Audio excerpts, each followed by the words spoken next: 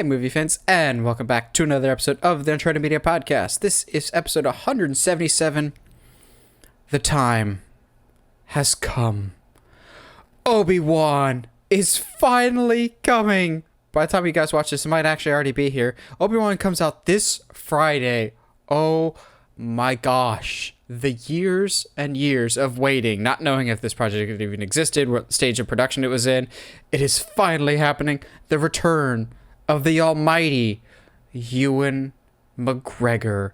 So today, in honor of one project escaping development hell for what feels like a decade, we're going to talk about some movies that actually somehow manage to escape the fiery gates that is development hell.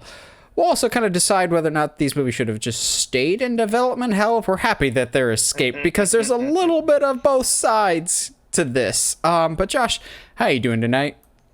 I'm chilling, my dude. Shaved my beard since last time. Decided to hey, it's the summer. Let's try something new this time around, I guess. And for our audio only listeners, if you want to just picture like Egghead from Batman '66 mixed with a Musketeer. Okay. There's a little bit of Musketeer happening here. All right, listen. To be fair, though, in Josh's defense, if y'all go back and watch some of the old, like, Movie Guy 17, not even 17 reviews, but, like, old Nathan videos, I have full-on Musketeer facial hair right there that I'm just going, what? That doesn't even connect between the mustache and the lip. Are you proud of that look? You were trying real hard. Josh and I both have had some questionable facial hair over time. Absolutely. So mine just all migrated. My hair just migrated to my face, so it is. Josh just sneezed hard one day and he became Steve Harvey. Yeah, basically. Oh man! Oh, look at that. All of a sudden, he's got like 5 suits. Yeah. Where did these come from? What is this? You watching anything good there, White Steve Harvey? Oh gosh. So we get to finally talk about The Northman, because I finally went and saw it. Oh boy, that sigh speaks volumes to me. Am I glad I saw it once? Yes. Will I ever see it again? Probably not. I guess I was expecting more of like, I keep wanting to be like, I guess I was expecting more of an epic, but like the movie literally ends with them fighting hand to hand on a volcano. Like it doesn't really get like more epic than that. And like it's definitely super nerd stuff here, but it's definitely storytelling wise laid out exactly how like an old saga would be lined up. Like, yeah, and then this happened, and then this happened, and then this happened, and then he went here, and then he went here. So like it's faithful. If Robert Eggers is anything, he's historically accurate. However, I don't even care if I spoil some stuff here. It's been out long enough. It is hard. Yeah, it is hard to get behind your main character when he's trying to avenge the death of his father, who turns out is actually a terrible human being. So it's kind of like, all right, so do we want him to, get revenge because we want him to have like his personal journey? Cool. But then like it turns out his mom like was in on the whole hit, and it's like, okay, which I'm curious to go back and watch it after knowing what the thing about his mom. Just like, is she saying what she's actually said later in the movie, or did she like come to terms with her situation and then was just like, yeah, I'm okay? Yeah, like also probably the best William Dafoe appearance of all time.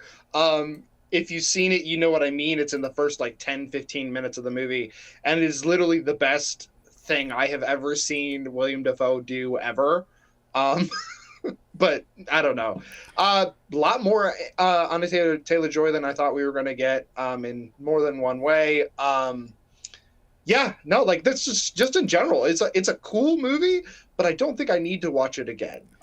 Which I think is Josh is over here in the corner going, man, but I wanted a blood eagle. I did. They literally did everything else. Like legit, like cut a man open and hung him upside down. Like they like put hands inside wounds. Hamlet literally steals a man's heart. Like it just cuts off a man's nose. First of all, that's my favorite line in the whole movie when he gets back to finally killing the guy who he's cut his nose off, and he's like, "The pup took the nose. Now the wolf is here to finish the job." And I was like, "Ooh, that's cool. I like that." But like, and there's a lot of really really cool lines in this movie, but it was fine. It was not what I wanted it to be, I guess. Maybe I went in with expectations or something, but yeah. And over here, Josh is doubting me, saying The Unbearable Weight of Massive Talent is the best movie of the year over The Northman. And he's just like, we'll see until I see The Northman. I'm like, no, do not doubt the Cage. However, if Nicolas Cage is in the next Robert Eggers movie, alongside Willem Dafoe, and who can out-crazy each other, oh my gosh. Can you imagine if Nicolas Cage played the dad in The Vavitch? Stop, dude. There's so I'm much just trying to like picture stuff. him saying some of that dialogue. What But thou like, the dad knowst is also hast. perfect. The dad is perfect in Vavitch, though. Is Yeah. the problem. And also, like, cast. that dad, like, legitimately hated the goat. Like, he had actual issues with the goat, which I think... Black Phillip supposedly was a dick on the set of the Vavitch. Yeah, apparently. So, only thing I really watched, I introduced my dad to The Batman. Now it's on HBO Max. Hey. I think he liked it for the most part. I don't know where he would rank it in all time, but he seemed to enjoy it. I could tell that he immediately bought in with Pattinson. Then I'm just like, good job, because Pattinson is just fantastic. That's the only thing I really was watching. I might watch some stuff this weekend. But I've been listening to, there's a Batman scripted podcast called Batman Unburied. That was like one of the first ones that they've, just like this big deal that DC made with Spotify to make like scripted shows. So for all these younger generations, they're what we call radio dramas. That's all it is. They're like, it's a podcast. It's a radio drama. It's good. Drama. The first episode I was kind of weirded out because the first episode has like no Batman connections, like at all. Like Batman is a doctor and his parents own the hospital and are still alive. But when you get more and more episodes, it makes sense, and I really like where it's going. So if you want an interesting radio drama podcast, like the No Sleep podcast type of thing, but one overarching narrative with Batman, it's not bad so far. It's not done yet, but it's pretty good. Winston Duke M'Baku voices Bruce Wayne. He's got a pretty good Batman voice. I'll give him that. John Rhys Davies is in it as a doctor, and his voice is pretty good. But yeah, it's super easy, barely an inconvenience. Each episode is like 30 to 40 minutes. It's not too long. When you watch so much YouTube, it creeps into your vocabulary. That one just slips out now, whether I want it to or not. It does. It totally does. Really? Gosh dang it. I also watched The Gentleman, which was something I'd been wanting to That's been on my list out. for a little bit, but very few places have it to rent, just to buy. It's on Netflix, actually, I think. On Netflix, like, just wholesale. Yeah, I mean, yeah. Partial sale on Netflix. Netflix says, at the rate Netflix is going, here's half a movie. Yeah, like, seriously. Starring Melissa McCarthy. Do you want me to give you my opinion, or you want to wait until you watch it? Give me your opinion. It's Guy Ritchie. Okay. It's Guy Ritchie. Yeah, that's exactly what it. That could be a good thing or a bad thing. Yeah. Yes. Yeah. The everybody who's in it is absolutely awesome. I buy into their characters. They're interesting. They kind of, I will say, Matthew McConaughey's character, story-wise, they kind of do some backflips so that he doesn't have to do an accent. But it works. It's fine. It's a good time. It's worth at least like one or two like watches. Yeah, it's cool. If anything, just to see. Oh, geez, what's his name? The guy that we always want for Green Arrow. Charlie Hunnam. Yes, he's fantastic, and I love him in that movie. Guy Ritchie really does love him some Charlie Hunnam. I mean, we all love ourselves some Charlie Hunnam, if we're Only if honest. he's Green Arrow. Dang it, he's starting to age out of that. Yeah, he's getting there. He's getting there. But like, he's still like age. He ages like fine wine. It's just not fair. You know what I mean? But yeah, no, I'm with you. My dad. What's so weird is my dad watched the Batman without me last week, and I was like, oh, okay. So how does Betrayal feel? It feels too real. But like, in part to his credit, I was very, very busy these past couple weeks, so. I just couldn't find time. It is what it is. But he also really liked it and like really liked Pattinson and seemed to really enjoy the Riddler and stuff like that. So yeah, it's weird how both of our dads wouldn't watch the Batman this past week. You ready to talk about some trailers? Let's get into it, my dude. Yeah, so let's talk about some trailers. I'll be blatantly honest. Both trailers that we're going to talk about this week, I think are good, but could have been a lot better. Not bad, just could have been better. And we got to start with the Thor Love and Thunder trailer. Now, this is like the actual first official trailer. The first one was absolutely a teaser trailer. It was decent. This one gives us a better idea of the overall story. But I'm still just kind of about it. Like, some things in this trailer really work for me. Gore the God Butcher looks awesome. Like, his design is definitely different than the comics, and I'll be curious how much of the lore that they go into, because for those that don't know, there's some elements to Gore the God Butcher that ties to symbiotes, which are very Spider-Man connected, but that belongs to the Spider-Man universe. Maybe they introduce that, maybe they don't, I don't know, but you can clearly tell why they got Christian Bale to do this, because that man is absolutely terrifying. Just put a camera in front of him and he can be absolutely terrifying. What I love, though, is after this Thor trailer, you see all the American Psycho jokes about like the perfect off-white coloring. Oh my God, it has a watermark. And it just shows him as Gore the God Butcher. I'm just like, well played. But for everything that I did like about this trailer, Gore the God Butcher, the color palette, I love the vibrancy of stuff, contrasting with the desaturated, almost Sin City look of wherever Gore is, because I love that contrast. There's some stuff that I didn't love.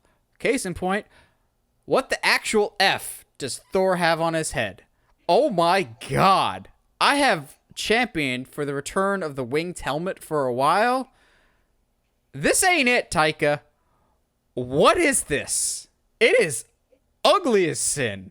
Like, wow. Also, can we just not get helmets right? Because I don't particularly care for Natalie Portman's Jane Foster's helmet either. Maybe something with the eyes, I think. Because the helmet that Thor wears in the first one, it's just a winged helmet. It doesn't have eyes. Maybe that's what's kind of messing it up, because both this Thor one and Lady Thor both have like eye slits, and it just does, something about it looks off. But this helmet in particular, I saw it first on Leaked Toys months ago, and I was like, that just screams toy. This just screams toy even more. I like the vibrancy of the suit. I think it looks cool. But man, that mask is distracting, as well as the line that comes through. Jane?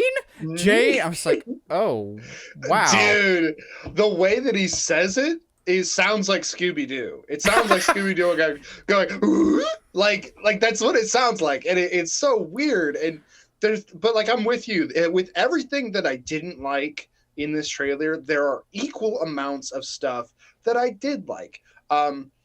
Like Korg telling the story of Thor, went from dad bod to god bod. Like, that's just like the way that he tells the story in the beginning is very interesting. And some of the cool stuff that they're going to do with broken or shattered Mjolnir looks like it's going to be really cool. That did look very cool.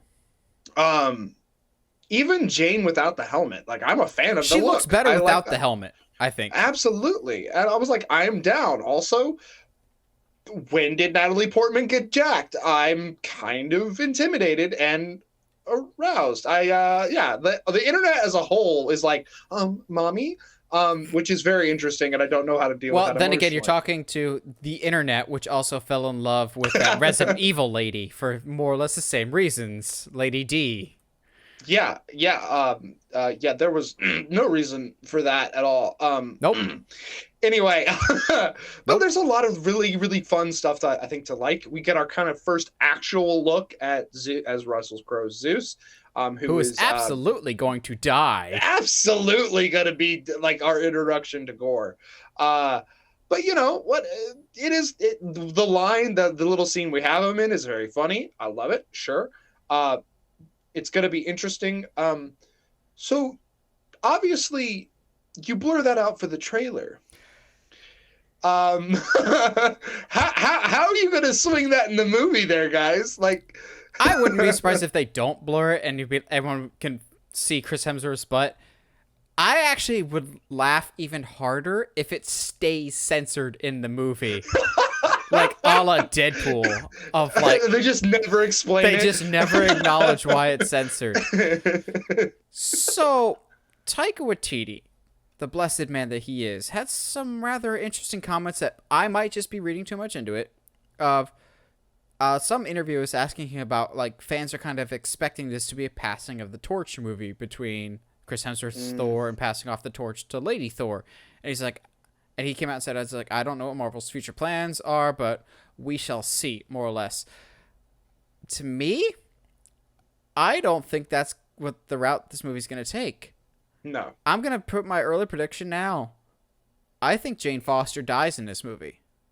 Because for those that know Lady Thor, and I could be getting this wrong, but I believe what makes her worthy is in the comics, it's I believe breast cancer. She's dying of breast cancer as Jane Foster, but every time she wields Mjolnir, it basically resets her chemotherapy. So like any of the work she's done to get rid of the cancer in her gets undone every time she's Thor. But she knows that the world needs a Thor because our Thor, the Donald Blake version, I guess we want to call him that, his Earth name, that they've only ever mentioned once, since the world doesn't have that, she takes it upon herself.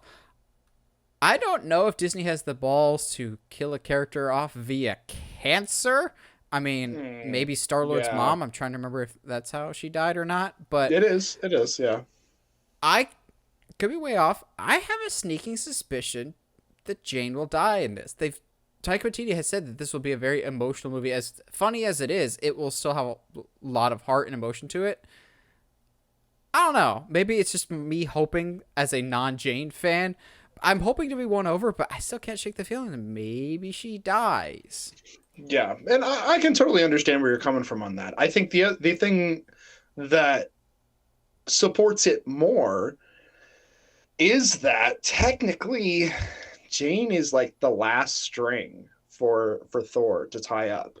Loki's gone, his parents are gone, Asgard's gone, Mjolnir's gone.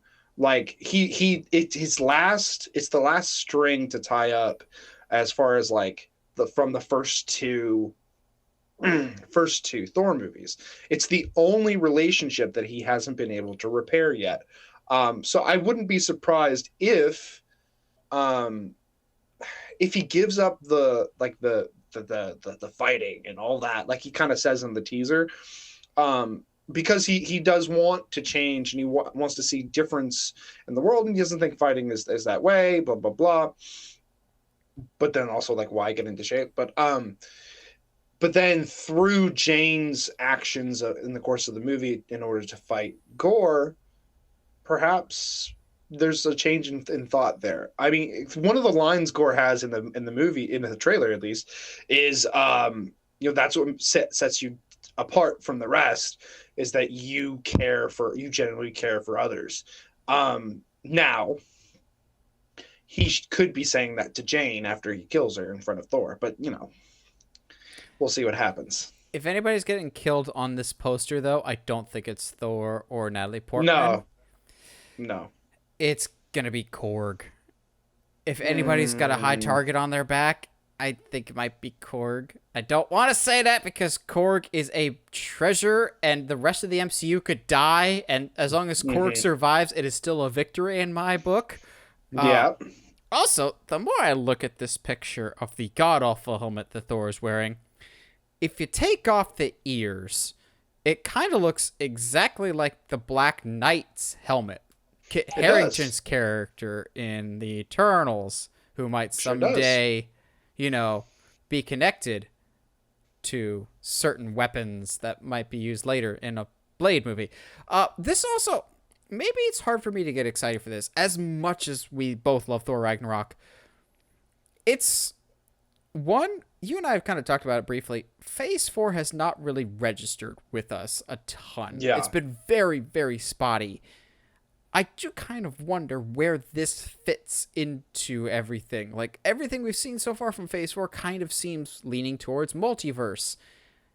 Oh, except for this one cosmic story over here kind of off doing its own thing. You like Thor? Please. It's the one character at this point that you still care about from Phase 1. Please, it's stability. We need you to go see this. Like, this feels like an outlier compared to the other larger story, which I feel like we still kind of don't know what the larger narrative going forward is. Yeah, and to be fair, Phase 1, it took after Avengers for us to get a bigger story. But see, even after the first Iron Man, it ends with Nick Fury going, "I'm here to talk to you about the Avengers Initiative." We knew the end goal was Avengers, and along the way, we could see the path ahead of us. Right now, it's the pieces are so jumbled, I don't feel like we have a clear picture like we have in the past, and I can't decipher if that's a good or a bad thing. Yeah, no, I agree. I think we'll give them, as a movie exec, we'll give them till this movie, and then we'll kind of see if they have a bigger picture that's going to start unfolding. Now it's time to talk about Josh's favorite film franchise of all time, Mission Impossible, the trailer for Dead Reckoning. Okay, Josh, before we get started on this one, if you were trapped on a deserted island with those old school DVD players that you bring into your class when you have a substitute teacher, like the kid wheels it in, that's the only thing on your on your desert island, and you have both the entire Mission Impossible franchise and the entire Scream franchise, which is the one that you are stuck watching for the rest of your life? Mission Impossible. Okay. Without a doubt. Okay, good. So I actually really liked this trailer. One of my biggest kind of quips with the issues with Mission Impossible is that they do tend to get to wrap everything in a pseudo nice bow at the end. So it kind of just gets rid of some of the tension in that way. But the part 1 got me. I was like, okay, I'm seeing all this stuff happening in this film, and there's gonna be another one like that. To me, that was really, really intriguing. I really liked the trailer. There's some really good shots. You had to have the Tom Cruise running shot halfway into the trailer. It was cool. There's a lot of cool stuff. I don't know why at the end of the trailer when he drives the bike off the cliff and then they pause for a really long time. They're going to show something, and then they cut out. Guys, we know you're going to use a squirrel suit. It's okay. We know that's going to happen. It's all right. So let's put this on record. Josh likes a Mission Impossible trailer more than I do. Oh, wow. Okay. And here's why. I liked the first half of this trailer. The second half, did the editor on this trailer forget to turn some layers back on before they exported their project file?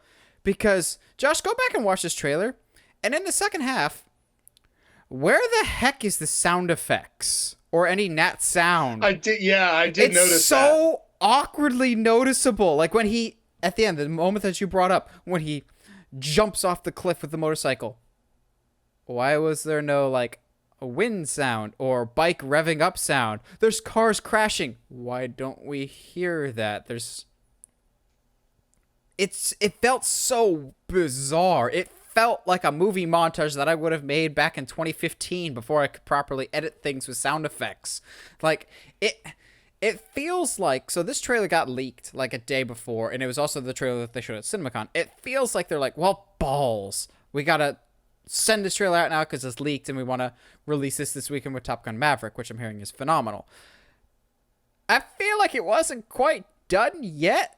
Those sound effects are noticeably missing. What is it with Tom Cruise movies having audio issues in their trailers? Looking at you, mummy. I was just gonna bring that up because God, like it really is like it just happens to Tom Cruise, and he is he's pretty hands on with that kind of stuff. I wouldn't be surprised if he cut this trailer. He spent he halted production for 3 years so that he could learn how to edit movies himself. Okay, but that actually I wouldn't be surprised. Yeah, I was gonna say because didn't he halted production on like Maverick for a while so everybody could learn how to fly planes. Yep. Like in real life, and it was like, okay, but why? You just see him in a like little tiny editing booth, just like opening like Final Cut 7 or something from a few years ago. Just be like, okay, how do I ingest? How do I, what's my in and out here? What, cut the clip? You just got some guy be like, okay, hit Command K, hit Command I, Command O, move the clip there. Like, I would love to see, that needs to be like a Netflix like spoof, like a Robot Chicken or something. Tom Cruise needs to do everything himself, so Robert Rodriguez teaches him how to be a filmmaker. Like, oh my gosh, it's too good. I think that's exactly what happened at this point. That is exactly what happened, because there's a large portion of this trailer that's very weird. That it's like, okay, where am I sound? Where's my sound? This is weird. And there's a lot of like awkward shots of like. One of the female leads like turns around and makes a weird face in the middle of the trailer. It's so weird, but I got hyped, so that's all. I'm still very hyped for this movie, and I think it'll be great. Yeah. I've liked all of them from 4 on. I think it's nice having Christopher McQuarrie and an actual designated team each time, as opposed to just replacing him each time. Yeah. I still think some of them are probably going to die this movie to set the stakes for the final movie. I am still very excited. I like that this trailer seems to imply that this movie, the last 2 movies, in fact, will make everything full circle. They're bringing back one of the characters from one of the older movies. There's certain elements from this trailer I'm going, that looks suspiciously like something from a previous movie. Mm-hmm. I would like it if they... Basically, 5 and 6 felt like continuations of each other, and I wouldn't be surprised if 7 and 8 try and find a way to bring back 1 through 3 back into the fold somehow and make it like oh, no. This has been an overarching narrative the entire time, which I think would be a really cool way to tie things up. Tom Cruise is always good in these movies, but I'm also just looking forward to the return of Simon Pegg. Rebecca Ferguson on a bridge with a samurai sword. And then Dude. Rebecca Ferguson with an eye patch and a sniper battle. Say less, man. I hope Rebecca Ferguson snipes Haley Atwell. That just sounds so mean, but I'm calling it now. Haley Atwell is a double agent. I think she's a bad guy. Just calling it now. Well, I mean, I thought she already was, but okay. So it's all because Cap didn't save a dance for her. Oh, how dare she? So rude. Also, yes. Jason Bourne shows up at the end of this. Oh my God, it's Ethan Hunt. Dun dun dun. Dun. Mission Impossible. Treadstone. So anyway, we're not doing that. Why would we do that when we have other atrocities to not remember? Atrocitus? Like Legacy. Atrocitus? Notice this segue here. Atrocitus is a superhero. You know who else is a superhero that's red? Daredevil! Segue. Yeah, totally. Yeah, let's go with that. So in the least surprising news, Disney's going, yeah, we're actually going to do something with Daredevil after we canceled it and took it away from Netflix because Netflix, you lost your privileges. You didn't play nice with other people. And also, we have a streaming service that's probably going to overthrow you someday. So Disney Plus is officially working on a Daredevil TV show. Wow. Can't say I didn't see this one coming after that No Way Home appearance and also half the characters in the Hawkeye show. And also there was rumors for a while there that this upcoming Echo TV show would be secretly a Daredevil show, which I get why people would think that. There's certain Daredevil characters and one major character in particular, but I'm like, no, Daredevil will probably just end up getting his own show. I would imagine, since he was in No Way Home, that will just get Charlie Cox back. I'm already seeing people online be like, it's not going to be as good as the Netflix stuff. You never know. You're probably right, but you never know. Yeah, well, people always forget season 3 and 4, so we could do pretty well. Also, how good would it be to not have an awkward helmet? Like, God, like, thank God. I hated that suit so much. Like, his ninja style looking suit was better. Yeah, like, oh gosh, I love the devil suit. So cool. The devil of Hell's Kitchen. But season 1 is good. It is not perfect. Season 2 is good. It is not perfect. I think for a show that feels like it didn't come out too long ago, which I'm pretty sure it's almost a decade old at this point. Yeah, it came out when we were in college. Yeah, so it's 6 years, 6 or 7 years, give or take. 9. Yeah, 6 or 7 years. Again, I'm trying to remember. For folks at home, Josh is terrible with math and or numbers. Nah, no, I'm not. I can count how many times you've said that. Jesus. But Josh yeah, can only count to 4. Also, props to you for getting that reference if you get that at home. Not 3, not. But yeah, like I agree with you though. This is the least surprising thing. I think it's the smartest decision. I think the big sad will be not having anywhere because they didn't put this on regular Disney, the Netflix show. It's just nowhere. It doesn't exist now, at the kind of, right? Because they moved all the shows to Disney Plus, but only in like Canada or something like that. No, it's on Disney Plus. Oh, it is? Okay, cool. Because remember, we talked about it on the show. We talked about they brought the Netflix stuff with parental controls. So I think that's the point in the show's favor is they might let it be Netflix levels of violence because we have parental controls now on Disney Plus, and we said even then on that episode, expect more R-rated content to come to Disney Plus sooner rather than later because they're missing audience members now. They have the family demographic. They need to get the young adult / middle-aged people that prefer the more adult content. You can't just all folks. I know you're Disney and you want to have family-friendly content. You can't. You got to have some other stuff there. Especially with streaming service, yeah. And here's where I pissed Josh. Words are difficult. I can't count and you can't talk. Take that. Perfect recipe for a podcast. Jeez. Yeah. I'm going to piss off Josh with this. Gosh, I hope this is their window to bring in the yellow suit. Bring in the yellow and maroon suit, you cowards. It's the one thing I wanted from you. I know you'll do a better red suit than Netflix. And I trust that you'll do like the traditional nice bright red, closer to like a spandex, homemade looking suit. But before you do that, just once, I don't even care if it's in flashback. Give me the yellow and maroon / brown, depending on who's coloring it. Daredevil, please. I need my mustard yellow, ugly, Astros vomit sunset Daredevil. You upset me. I know. Look, we both want different things because I just want him to actually use batons in this that show. I will agree with. Like, just please, he doesn't have to use them to swing around the city. I'm okay. No, with that. Yes, he does. No, I'm okay with him not doing that because there's a certain level of like non-believability about that. What? But like, give him the batons, please, and like. Yes, I hear you at home saying, but Josh, they gave him the batons in the Netflix show. Yes, for like 2 episodes. And he throws them maybe once or twice. I need this all the time. And I need him like You know what? No, because you said that we would never get the spider wing webbing, and then we did. And you know what?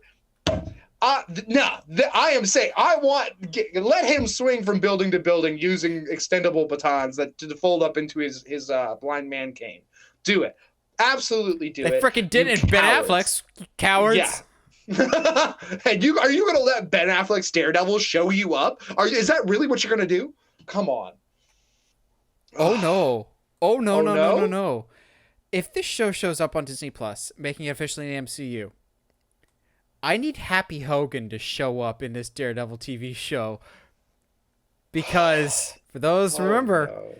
Jon Favreau was in the Ben Affleck Daredevil. I need this to happen now. It'd be great. Honestly, at this point, let's do Bullseye and let's bring Colin Farrell in to be Bullseye again. I don't even care. Bullseye is the best part of that movie, so let's bring him back in. I don't know. I'm excited for some more Daredevil content. I'm excited for some Marvel, like adult-ish content. I mean, if we got anything from Doctor Strange, it was that Marvel's okay with going in certain directions, even if it's not that great of a story. But still, the visuals are fantastic. So let's see. Absolutely, I can see them going in a more violent direction with Daredevil, and it needs to, honestly. Well, let's get ready for some good news. Some glorious news, if you will. And that is, we are in the midst of a massive shakeup over at WarnerBros Discovery, and the future of DC stuff is kind of up in the air, but we know that is a priority for David Zaslav and his new team. Well, apparently they've issued a new edict that, going forward, all DC-related properties, movie-wise, must be going to theaters, not just streaming. Wow. Nice. It's so weird what happens when you input common sense into your business practices. Like, this just seems like a no-brainer. TV shows, I get it. Like the Penguin spin-off show of the Batman, Peacemaker Season 2, that type of stuff, that makes sense for streaming. But Batgirl, we can talk about it a little bit. Blue Beetle. These type of things have the chance to make you a lot of money. And also, like, superhero movies, they want to make this their bread and butter. So put your money where your mouth is and put these movies in theaters. Primarily also so I can scream my head off when and if Nightwing shows up in the Batgirl movie. I want to experience that in a theater and deafen the eardrums of those the people that I love. I don't need them to hear me anymore because I've been crying into the void long enough for this to happen. But also, honestly, I think that's one of those things that I don't know if you'll scream. I think you will cry right there, just bawl. Oh, like, yeah. Finally, yeah, like no screaming, just like instant body shutdown. Like, oh my god, thank goodness. like the Will Smith meme of him crashing onto the floor in Fresh Prince. But no, Yes. here's going to be the Uncharted media dated reference of the week. I'll be like that teen girl that cried her eyes out during Sanjay's performance on American Idol. Oh wow. Jeez. So Josh much is like that. So I got how do you this. I got this. segue out I'm of the stopping. Sanjaya reference? I got this. So much like that reference that Nathan just made. Pants on the ground, pants on the ground. Wonder Woman, the Wonder Twins has been canceled because it also is too niche. Bam! Got that segue. Okay. Jeez, is your back okay for trying to twist your way out of that? Good Yeah. lord. So, I mean, I don't have much of a back anyway. That is true. But yeah. But like, I'm also like not surprised at all that the Wonder Twins was canceled. Like, it really, even when it was announced, both you and I were like, this could be interesting, but like, why do this and ignore Superman? Why do this and ignore some like Green Lantern? You know what I mean? We will talk about Superman in a bit here. Oh goodness. So yeah, like that totally makes sense. And I know some people are worried about the. It's weird to say, but I know some people are worried about the Wonder Twins movie getting canceled so soon after it got announced. They're just like, well, these were obscure niche characters. What future does that have for other niche characters? Like, we want to have our DC version of Guardians of the Galaxy. I get that, But I think what DC and David Zaslav and company are thinking for the time being is establish the well-known name brands before we dip into the well of the obscure characters. Like, let's get Superman right, let's get Batman right, let's get Green Lantern, Wonder Woman, yada yada yada. Let's get that established. Then once we've established our rapport again, then we can get into the weird stuff.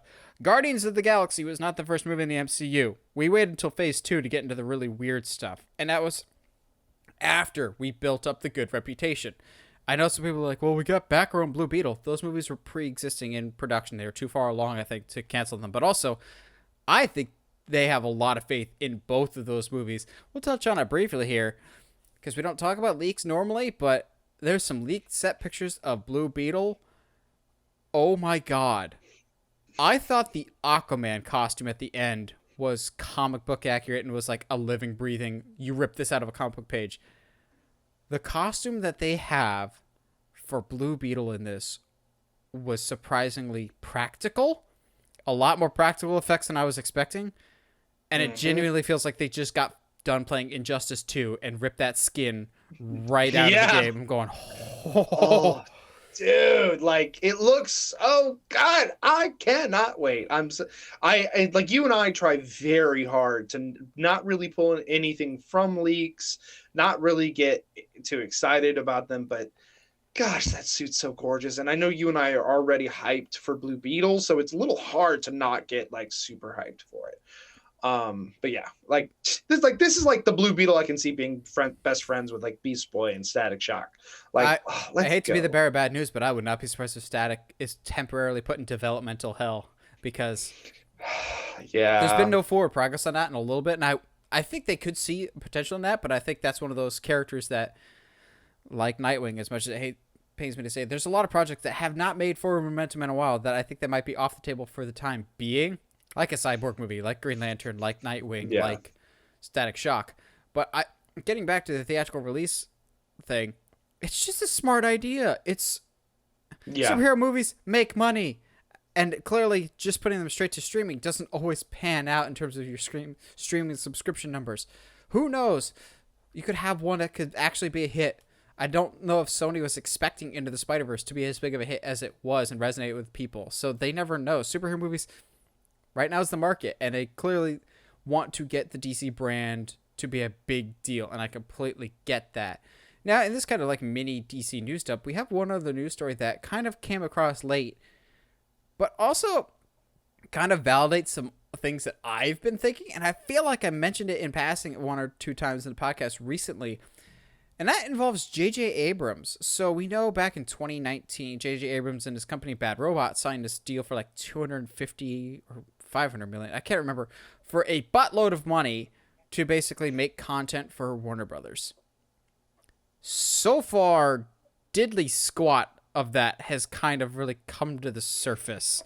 And supposedly, David Zaslav ain't too happy about that. He's kind of calling on the people that did run the ship. He's just like, why did we pay so much money for this? And we're getting nothing out of it. As it was announced today that J.J. Abrams has agreed to do a new TV show for Apple TV, not even HBO Max. I'm just going, because I remember pretty early on in that agreement when he signed on the dotted line that he was going to be executive producing a Superman movie about a black Superman. I have a feeling that movie's not going to happen anymore, because I think they're going to focus their attention back to Clark Kent Superman, but also, like, I said fairly recently on this podcast, they paid JJ all this money. And what have we gotten to show for it so far? I know we had a pandemic, which kind of excuses some stuff, but by and large, his name was attached to a bunch of stuff, but nothing so far has come out of it. So I think they have every right to just go, okay, this is not working out. You are free to work elsewhere if you so desire, like Paramount, or clearly he's fine with working with Apple or Netflix. Like, they paid all this money, and so far, nothing's come out of it. And I'm saying this as a J.J. Abrams fan. I like most of his stuff, but something about this seems sketch, and I'm glad David Zaslav is seeing this going, yeah, why do we pay so much money only for this to not pay off? If this is not helping us, get rid of it. Like, he's he is clearly cracking down. No one is safe. And I actually really appreciate that. No, absolutely. Because it's like, it gives me some hope for the future that, okay, you know what? Maybe some of the movies that we were really excited for are going to get postponed, or maybe they're going to get scrapped altogether. Looking at you, Ezra Miller. Who knows what's going to happen? But instead of, Warner can't get their head out of their butts, like, what are they doing? This feels finally like, okay, cool. This is a man with a plan. He's got Brian reasons Kendrick? for Yeah. He's got 5 points for you guys if you get that reference. Wow. I'm a man with a plan. Wow. God, I haven't heard that name in forever. Mainly because he doesn't really work anymore. Anyway, that's what happens when you're a pirate. Yeah, well, nobody likes short wrestlers, so. But I this particular point, it feels less like, Warner can't get their crap together. What's going on? And more like, okay, this is a man with a plan. He's going in a specific direction. Thank goodness. Lastly, on our news for this week is kind of a bizarre one, but I guess we haven't done anything with the Oceans movies in a little bit. Just throw some Margot in the mix and it'll be just fine, as we're getting an Oceans prequel set in the 60s starring Margot Robbie. Honestly, that's really all I need to hear. I'm in. Like, I don't need any more than that. Just, okay. Sure, why not? Yeah. Shut up and take my money. So 1960s. That's what, 20 years before the first Ocean's 11? No. 40. No. 40. I can't, look, dude, Josh is terrible. I can't do numbers and math. Good grief. Bro, like I was just trying to do some quick math there, and that's what I got. But yeah, so I mean, cool. I guess I don't know. I think the question for me will be why. Because Margot Robbie. Obvious, I mean, she's a hot commodity right now. She is. Because she's going to be in Pirates of the Caribbean too. Yeah. Which I know that's like come to the forefront with the Johnny Depp trial, but I'm like, guys, that's not new. We covered that on a podcast. What feels like a year or a half. I feel like that was before the pandemic, because we've got 2 Pirates reboots coming. We've got the Margot Robbie one, and supposedly we've got the Karen Gillan one too. I'm just like, I'm on board with this one because Margot Robbie's a phenomenal actress. But 2, I like the Ocean's trilogy. Still haven't seen Ocean's 8. Didn't really have a desire to. I like a good heist movie. Heists are fun. I like a good slick... Dude, this could be like Oceans meets Austin Powers. Tell me that doesn't sound awesome. It doesn't sound awesome. Mike Myers is who they're stealing from. No, he's got his own show going on right now. The Pentaveret. And Colonel Sanders before he went... There's a small part of me that wants to watch just because it's a Michael Myers movie. It's gonna be move your head, boy. It's like Sputnik. It's large and round, but pointy on certain points. Guys, So I Married an Axe Murderer is just so underrated. I love Mike Myers. Yeah, there's Mike a difference Myers. between Mike Myers and Michael Myers. Y'all saw Baby Driver to know this. Yeah, this is Mike Myers. No, the Halloween mask. This is a Halloween mask. Love it. Oh man, but yeah, I'm sure. I'm down. Why not? Sure. I mean, I ain't got nothing else to do with my time.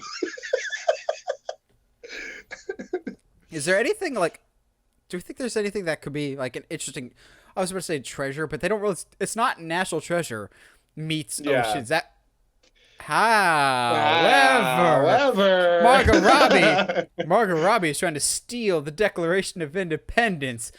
Also, like, so she's clearly going to be Danny Ocean's mom, right? Like, yeah, that's got to be the connection, because they can't keep going on the timeline because supposedly he's dead in Ocean's 8. But I'm like, so he faked his death because you contractually could not get George Clooney back. Is that what you're saying? It's like the George of the Jungle 2 joke. Studio too cheap to get George Clooney back. I think this could be really interesting, very stylized.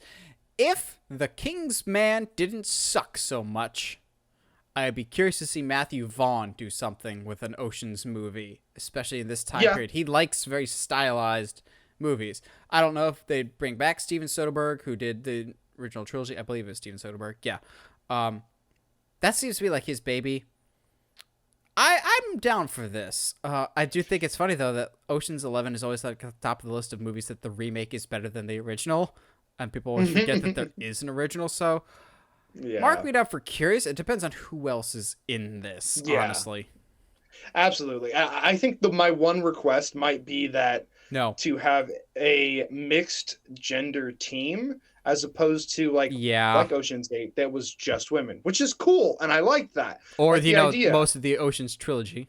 Yeah, which is all men. So it's like a mixed gender would be really, really, really cool. I more layers of storytelling there. So like an onion or an ogre. Yeah, or a cake. A cake has layers. On that note, this week's episode, as per usual, sponsored by TeePublic, your one-stop shop for all things Uncharted media, whether it's t-shirts, hoodies, stickers, notebooks, wall art, whatever you're feeling with the Uncharted media logo and other cool designs that we've got. Go check it out, support the show in that way, and rock merch of your favorite podcast. If it's not us, we don't want to hear about it. So Obi-Wan somehow did the impossible and got out of development hell. Well, not quite impossible, as we'll talk about, as there have been a couple movies over time that have had a long time spent in development hell that somehow, some way, like a demon from under the earth, crawled their way out and festered its way onto our TV screens and film theater screens. Don't know where I'm going with this. But sometimes those hellspawn should have just stayed in development hell. Other times, it ends up working out. So I've got quite a few movies, and Josh and I both, believe it or not, did a little bit of research for this. Some of these movies I already kind of knew the history of because they're famous for their development hell period. I think I ended up with like 8 or 9. I think Josh had around the same time. Josh, what are we starting us off? When you hear development hell, what is the first movie that comes to your mind? I mean, personally, the movie that comes to mind we'll talk about later because I don't want to lead with it. But let's talk about the one for me that was the most surprising. I didn't know that it took like almost 15 years, something like that, to make Alien versus Predator. Yep, that's on my list. I was very surprised that it's one of those movies like you, as someone who was not like watching movies during that time, Predator 2 came out, and then in 1990. Yeah, and they were like, hey, we're gonna make an Alien versus Predator movie, and everyone's like, all right, cool, and they announced that like 1993 or something, and then they just like didn't do anything with it and just constantly changed things, and then until finally coming out in like 2004. Well, here's the thing. I don't know if you put this in your notes or not, but there was actually some development, but it just wasn't on the movie front. For years, there was an Alien vs. Predator comic run written by Dark Horse Comics. So these characters had crossed over in other mediums, but had never been able to do it for some reason or another in the movie sphere. And I think part of that was Ridley Scott worried that Alien vs. Predator would basically be like a Wolfman meets Frankenstein of like kind of a goof crossover, which I will still defend Alien vs. Predator as not that bad. I enjoy it. Really, I do. Absolutely. It's Requiem that we pretend doesn't exist. I know some people will be like, but it's R-rated like the first one should have been. Yeah, at least I can freaking see the action in the first Alien vs. Predator. But yeah, they actually cross over quite a bit in comics, hoping someday it might end up leading to a movie. It just took a lot longer because it was Predator 2, where Danny Glover's like in one of the final scenes, it's like a trophy room, and you see the skull of a xenomorph. I'm going, oh, this is an Easter egg before there was an Easter egg. No, absolutely. In a similar vein, what is it with crossover movies just forever being stuck in development hell? Whether it's Alien versus Predator or Freddy versus Jason. I actually have a book. I forgot to get it out here for an example. There's a whole book that's been written about this I think it's called Clash of the Titans. It's the making of Freddy versus Jason. So it's really fascinating to read.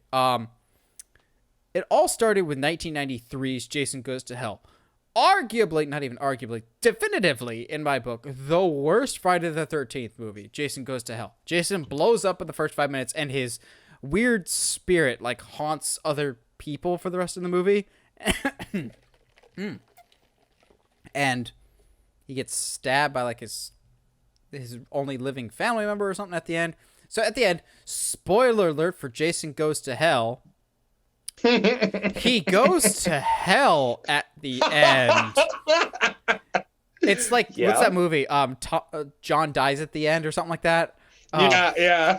So in it, we see the Jason mask on some sand. All of a sudden, you see the hand of Darth Vader come out, go, I don't like sand, setting up Darth Vader versus Jason Voorhees that came out in 2006, if we all remember. No, obviously the hand that came out and grabbed the Jason mask was the hand of Freddy Krueger. The funny thing was, at the time that happened, there was only slight discussions about a crossover. They're like, you know what would be fun? I don't know, what? Just put it in there. We'll see if legal will clear it later. So that was 1993 was Jason Goes to Hell. 10 years later, we get Freddy versus Jason, which I enjoy both of those tremendously, which is weird because I don't actually like Nightmare on Elm Street all that much. It's not really a franchise I care about. I think this movie is mainly just because it's fun. This is the movie that I credit really starting that versus phase in the modern era because, as we talked about Alien vs. Predator, that was 2004. Freddy vs. Jason was 2003. This has been an idea that had floated around for a while, but the problem was for a bit there, they belonged to two different companies, so getting them on the same page was difficult. And then there was a bunch of different script rewrites of, okay, what is the catalyst for these two actually fighting each other? Because, as we know, Freddy Krueger and Nightmare basically is a very Midwest story, and whether they ever actually stick to their own freaking continuity or not, Friday the 13th is supposed to take place in New Jersey. So it's like, well, how do these two stories merge into one? There's a whole bunch of script rewrites. There's talks of this, that, or the other thing. And eventually it came out. This is one of those... we should also mention whether or not we think these movies deserve to stay in development hell, or we're glad they came out. So far, both Freddy vs. Jason and Alien vs. Predator, I am glad that they exist. I am glad that they were able to escape like the horror monsters that they are. I also don't think that these will be the last time that these things cross over. I think we will get another Alien vs. Predator movie someday, now that they, exist in the same house again. Freddy vs. Jason might be a little more complicated because of the whole Jason, Friday the 13th, Victor Miller situation. But yeah, I thought this was interesting to bring up just because this has actually spawned books of how tumultuous this was of the two biggest icons. And honestly, it really was a callback to that era of the Universal Monster crossovers. And Josh has died, I think. Yeah. Oh, there he absolutely. Is. There's a lot of like, You alive. All right. We here? We back? No? Yes, you're good, Josh. Continue, sir. That's so slow on my end. I'm sorry, bud. Okay.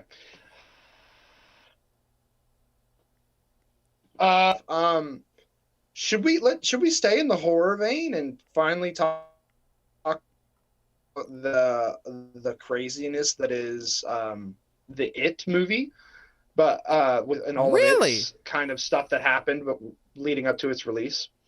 I don't have it at all. I did not know because I'm tapped out on horror, believe it or not. Yeah. Really? Okay, cool. So, like, believe it or not, really, like, you're out of horror ideas. Good. And scripts and like, believe it or not, the development and script writing and all that kind of stuff for it started all the way back in 2009. Like, they legit were had already started to think about what they could do to bring it to a film and out of the TV series. Obviously, this was a reaction to certain other shows being put on, being put out at the same time. But there's like, so if I'm gonna have to read it because there's a lot of like weird stuff. So let's see, David. I don't know how to say that last name. David Kabakchik. He originally got the rights to and wrote the film, was getting ready to direct it, and then just for one reason or not, his version was never realized.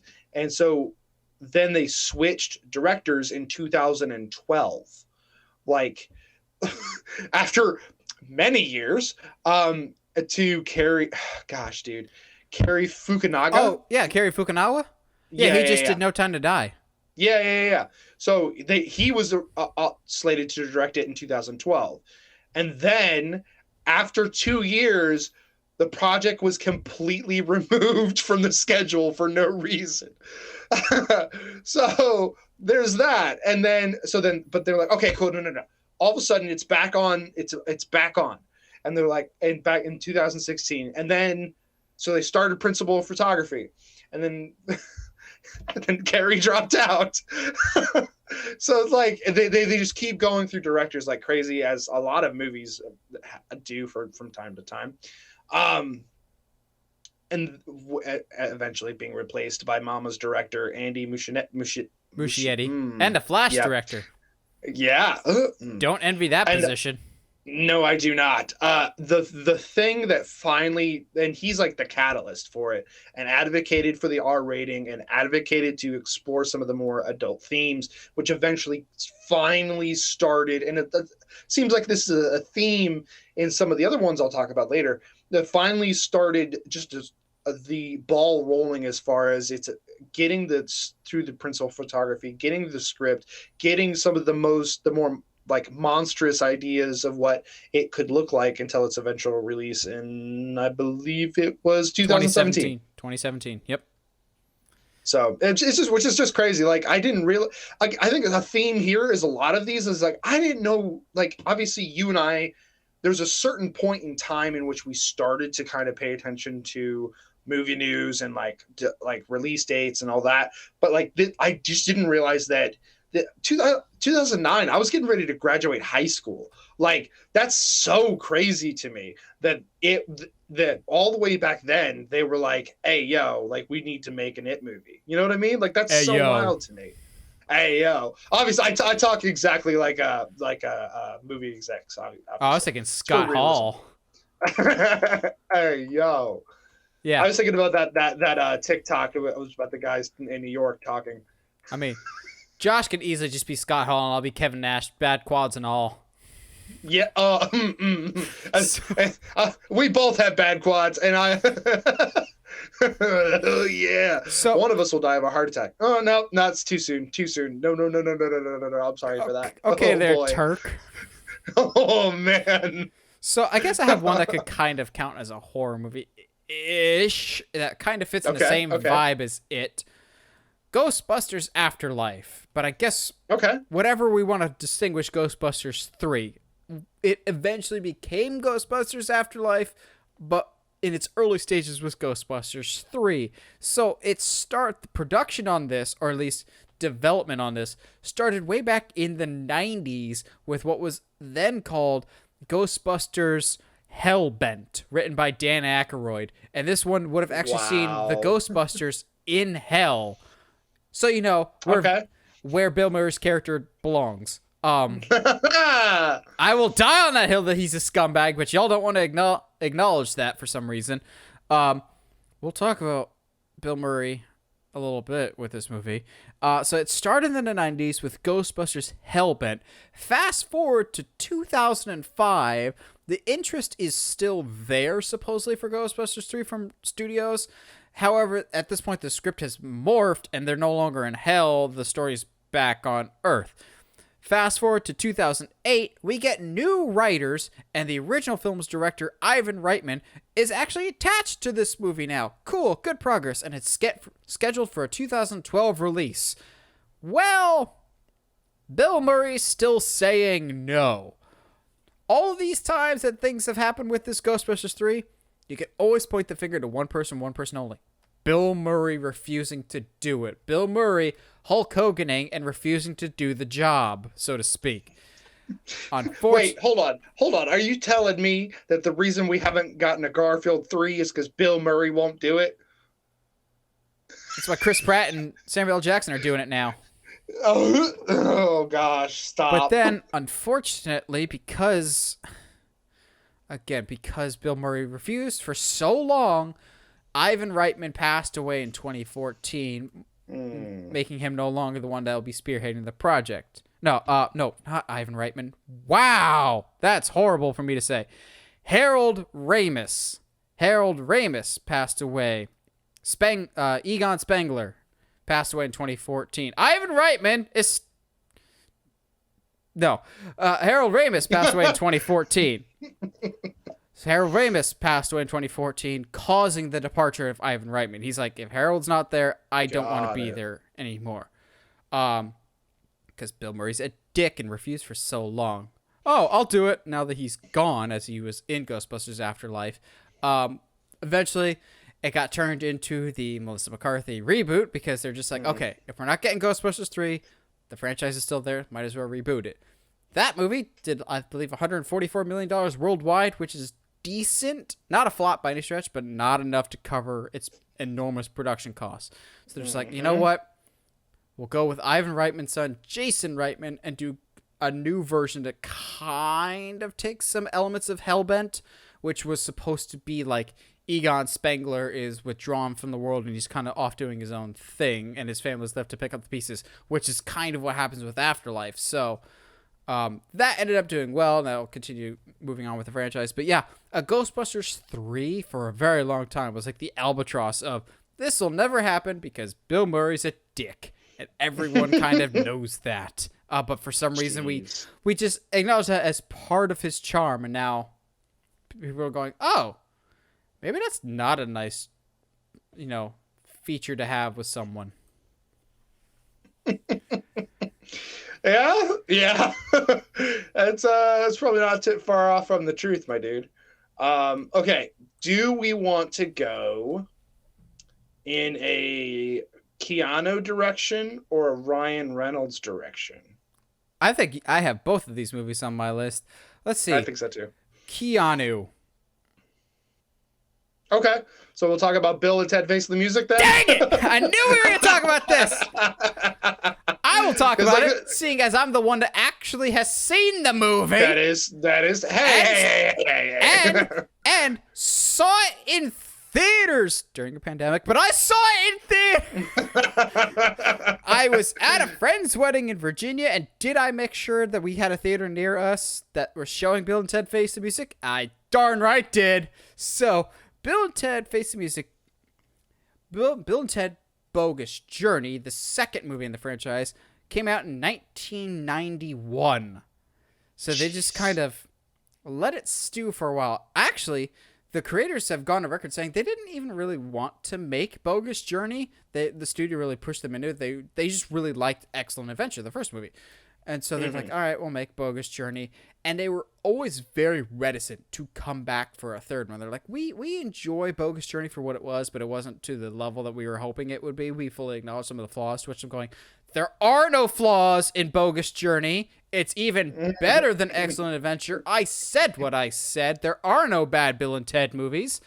But the thing is, Bill and Ted were creations of their own. They made them specifically for Alex Winter and Keanu Reeves. It was what got those writers like their big break. They were very emotionally attached to these characters. So they're like, we really will only come back to this story if it feels right. And so as they were getting older, they're just like, we don't feel like the 69 dudes. If those type of dudes really fit what their lifestyle was now as writers. So like, how do we age up these characters? And around 2008, 2009-ish, they're like, you know what? I think it's time. We need to come back to Bill and Ted. And they were pitching ideas around. And eventually, I think it was 2018, they finally announced, my dudes, we're coming back, dude. The Circle K. There's something amiss at the Circle K. Which that Circle K just closed permanently. Like that location is now Jeez. gone forever. I'm going, that's sad. But they had a showing of the original Bill and Ted there before it closed, which I thought was cool. They announced in 2018 that they're doing Bill and Ted Face the Music. I didn't remember because I was working at Universal at the time. And then this thing called COVID happened. Like, we're coming out in 2020. Oh, no. But here's the weird thing. No one really talked about this because it kind of just dropped in the height of the pandemic. Not the height, but like August or September-ish of 2020.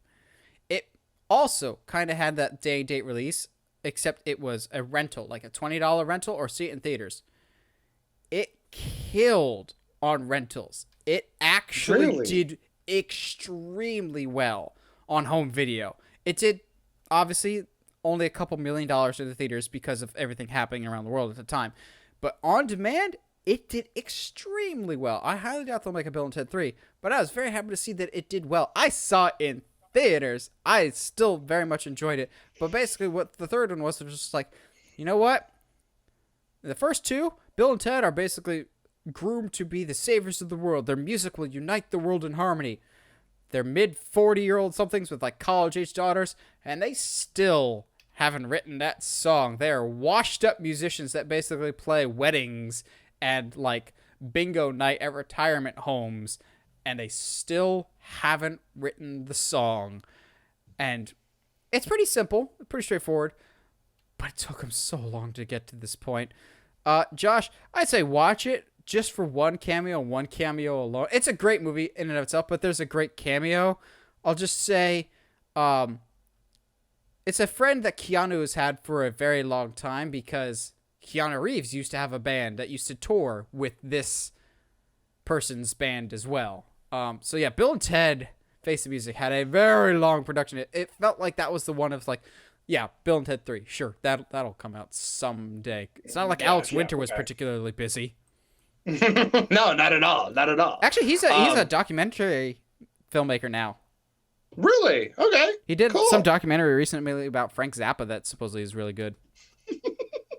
Zappa. I just love that name. I have no idea, but yeah. So let's talk about Ryan Reynolds and the infamous quote unquote leaked test footage. There's two leaks to talk about. Really? Okay, because I know about the one that came out, which is essentially the scene of him on the highway, which ended up being in the film. But wait, okay, I know about that one. There's more. I mean, for a movie that was in development hell for 15 years, there's been so much like Deadpool is literally Ryan Reynolds' passion project from the moment he was cast in X-Men Origins, Wolverine, but like even before that. By 5 years. That? So yeah? Ryan Reynolds hit me with it. The Deadpool movie started pre-production development, so to speak, in 2000. Nah. Yes, in 2000. And then somehow, someway, it just kind of sat idly by before they made any progress. Then 4 years later, 2004, Ryan Reynolds gets cast as Deadpool. 5 years before X-Men Origins Wolverine. So he was just like, we make jokes all the time about Black Adam, about The Rock being cast as Black Adam, and then we've seen nothing about it, even though it feels like it got announced a decade ago. Poor Ryan Reynolds just sitting on the sideline just going, put me in, coach. I'm ready to slice and dice and be a wise, smart aleck. And then nothing. And I feel like, this is just me speculating, I feel like they were possibly going to spin out his character out of X-Men Origins Wolverine. I feel like there's a lot of spin-offs that was rumored for that. I remember hearing at one point X-Men Origins Magneto was supposed to come out, but then since X-Men Origins Wolverine sucks so much, I still find some enjoyment. It's not awful, but that scrapped a lot of the prequel/origin movies that they were going to do, and I wouldn't be surprised if it halted Deadpool a little bit. However, after I've been just sitting idly by after the disappointment of X-Men Origins Wolverine, fast forward 2 years, actually, to 2011, and somebody, we will never find out who, someone went ahead and leaked the script online. Oh, really? Someone leaked I the didn't know script this. online for fans to read. Fans loved it so much, and it actually caught the attention of the studio to the point that Fox commissioned a visual effects person to do a mock-up of what a scene from this movie would have been. That little clip was directed by Deadpool director Tim Miller, which is where he fits into this story. Okay. That visual effects mock-up, that 3D animated scene, ended up being, fast forward 3 years, what would get leaked in 2014 after the movie gets scrapped. That we can more or less confirm that Ryan Reynolds leaked scene online. So before there was the leaked test footage, there was the leaked script that fans resonated. So before fans resonated to the actual clip, they resonated with the script. But this goes as far back as 2000. I remember that leaked test footage and going, I do too. that was good. I was like, whoa, that was so good. And I think for a while, at least for me, at that time, I wasn't really that into the internet and whatnot. But like, some people weren't sure if it was a leak, if it was a fan-made thing, or what it was. And then it kind of started getting spread around, and people were like, hey, yo, like, no, this was like test footage for a Deadpool movie, blah, blah, blah. And then just everything, because of the way they did Deadpool and X-Men Origins Wolverine, fans started to feel very much like, no, like this has to happen. You can't do him like that. That's not fair. And then this test footage came out, and I think Ryan absolutely knew what he was doing. He absolutely was like, no, like the studio does not know how much people will love this movie. And he was like, I'll just, you know what? I'll show them. Watch this. What are they going to do? I'm Ryan Reynolds. Yeah, like what? Yeah, exactly. Look, they can fire me then, I guess. I don't know. But like at the same time, like that's the thing that started everything, and to the point, because I'm pretty sure, I'm looking for my notes, but like as soon as that test footage leaked and the studio kind of saw the reaction, they put it back on track. They didn't fast track it, obviously, but they put the movie back on track as far as to release it eventually in 2016. Yeah, because I remember I predicted how much it would make at the box office, and it was only off by like 5 or 10 million. Oh, is that all? Well, when it set the record for the biggest box office opening record for an R-rated movie, yeah, I'll pat myself on the back for that. Yeah, no, I feel you.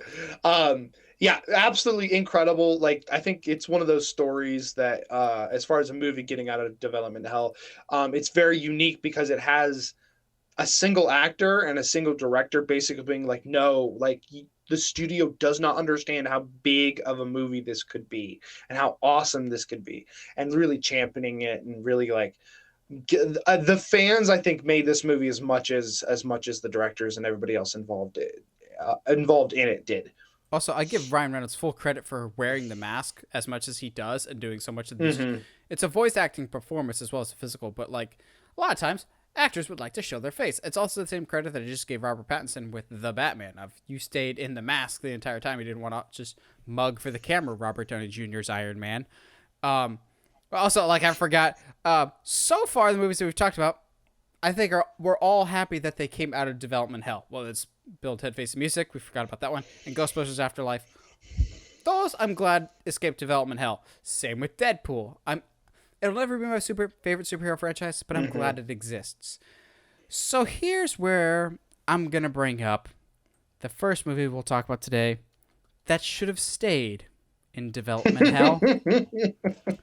I'll be curious if Josh knows where I'm going with this, but I don't. This movie is often regarded as an abomination, an affront to filmmaking. Why did this happen? This movie took 15 years to make and 4 years to film because they're waiting for all the different actors to be available. I'm, of course, talking about movie 43.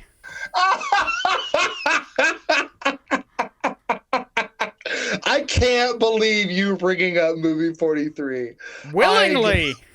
Willingly. Normally, I just bring up skits from it because there's like 2 or 3 very memorable skits, but like not memorable because they're funny, memorable because they're just absurd. They're messed up, man. Halle Berry blows out the candles of a blind kid's birthday cake, but also like Hugh Jackman. Yeah, Hugh Jackman. Just Hugh Jackman in that movie. I actually am getting lightheaded from the laughing. The movie. Oh, the Hugh Jackman skit is fantastic. I understand why it's gross and it's stupid, but I laugh at it every single time. No, to me, with time, the one that's the most uncomfortable to watch is the Chris Pratt and Anna Faris one. I'm just going, this is not okay to watch. So basically, the dude that came up with movie 43 wanted to do a whole bunch of stupid sketches and make them into one movie. Surprisingly, no studio wanted to help make this movie happen. No way. So they all shut it down for years and years and years. Then, when it did eventually get greenlit, and there was a whole bunch of famous people attached to this, Trey Parker and Matt Stone from South Park, the Farrelly brothers, a whole bunch of different comedic names over time, and then they somehow managed to get a whole bunch of famous actors in it, like Hugh Jackman, Kate Winslet, Halle Berry, Richard Gere, but all of them more or less kind of had the same excuse of, well, we'd like to be in your movie, but we're super, super busy, but we'll let you know when you're available. And this frickin' movie had the balls to say, oh, you're busy? That's okay. We'll wait. And they did. Like, they're like, oh, I'm sorry, guys. I won't be available to film for your movie for, oh, man, I'm super busy. 2.5 years, that sound okay? Well, guess who came a frickin' knocking 2.5 years later going, oh, hey, are you available yet? Oh, God, I forgot about that. What am I doing? You're going to have this prosthetic on your chin. And how much am I going to be paid? All right, fine. If you get off my back. It's like movie 43, I'm sure to these actors, was just like the spam that you can't filter out of your email. You still it's the telemarketer that keeps calling. You're like, just stop, okay? I'll do it. Then you can leave me alone. I don't understand how movie 43 was made. Like, did they just blackmail people? It's like a 90-minute movie that could have been shot in a weekend, but it took 4 years because no one wanted to be in it. That's just the making of it. It took 15 years to make the worst movie ever made. It took 4 months to make The Room. Come on. I wouldn't be surprised if like the contracts for this movie were just like straight pay, like, all right, cool. Like, something no, under like the we table, will literally like, pay you. Yeah, we'll literally pay you $15 million to be in this movie. But like, that's it. No royalties, nothing, no other attachment to you. And it's like, you know what? I'm fine with that. I joked about The Room, but movie 43 would have been the perfect movie for Tommy Wiseau to be in. Yes. Oh my gosh. God, dude, I never like movie 43 is like one of those intrusive thoughts that comes at no, I can't talk. What was that about? I can't speak. I can't. Hi, my name's Josh. English, I can't speak. do you speak it? You speak it. I can't speak, spell, or do arithmetic. Josh is not a speaking spell. Those things were horrifying. I can't. But like movie 43 was one of those movies that like is an intrusive thought upon a good day. Just like, oh man, yeah, I'm just having a great day. Movie 43. Oh my God, where did that come from? Get that out. Oh my goodness. Unless you're one of those weird people that just wants to see Leprechaun Gerard Butler kick Johnny Knoxville in the balls. Okay, but that's really funny. That was really funny. If you want to see Johnny Knoxville be funny, just see his WrestleMania match against Sami Zayn. Like, and I mean that with fantastic. I say that with full sincerity. Like, there's very few wrestling moments that I cheer louder at than seeing Wee Man body slam Sami Zayn. That was freaking awesome. Oh, I believe it. Oh, dude, there's just so many like good stories here. I've got like 1, 2, 3, 4, 5. I got 5 of them. Oh, knock some of those out. I got 3 more. Oh, dang. Okay. I'm gonna zoom past this one just because I don't want to go into too much detail because I don't like the film. Frozen took 70 years to make. It really did. I It still really wish did. Elsa was the bad guy like they originally planned. Which, but like, I at the same time, having gone through and read the whole story of like the whole development process, like the fact that Eisner himself had a bare minimum 20 meetings about it, um, blows my mind.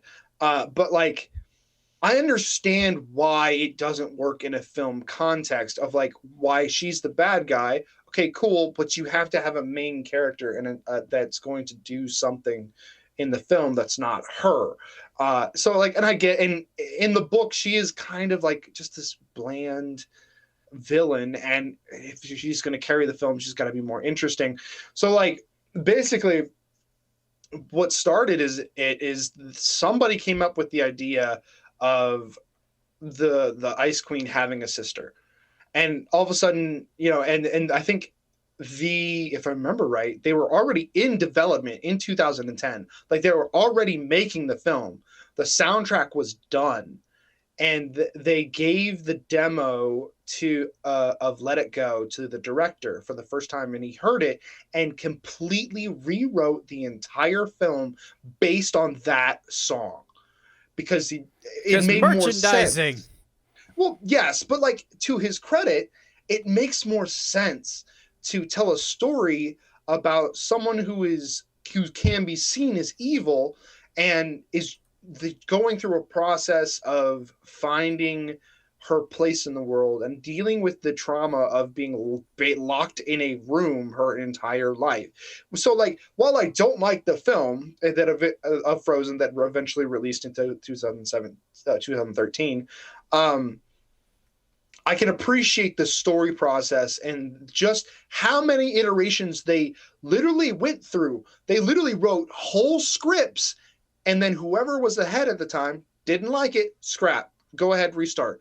Like for 70 years, they did that for this one story. So like on a certain aspect, there is kind of like a moment of triumph that Frozen did end up being as big of a movie as it was. Paid off.